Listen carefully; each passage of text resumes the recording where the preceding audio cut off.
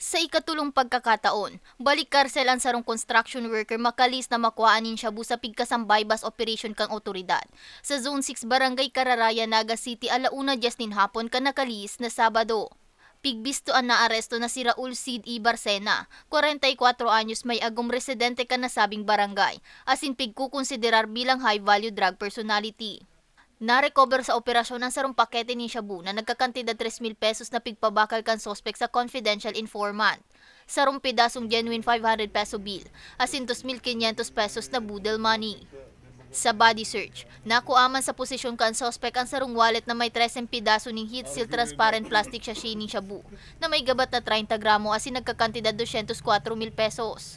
Malaking kabawasan nito doon dahil kilala ito na nagbebenta o nag-distribute doon sa lalong-lalo na sa sa Cararayan. Isang malaking accomplishment ito and marami nang maisasalba na ng mga kabataan.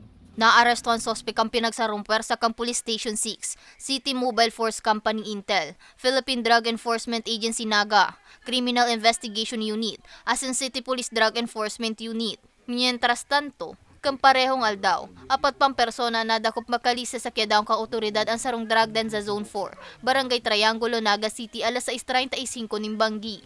Biniston mga naaresto na sinda Maria Corazon Briones y Solares, 56 anyos may live-in partner drug den maintainer. Ronaldo Alemania y Briones, 40 anyos laborer may live-in partner drug den employer.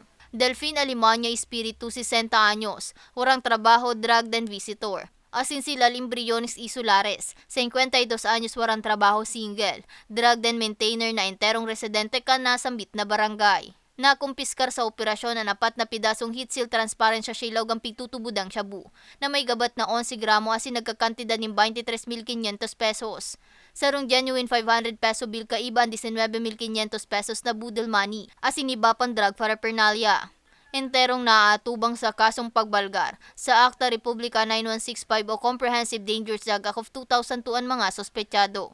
Para sa mga baretang tatak Bicol, Mae Arango.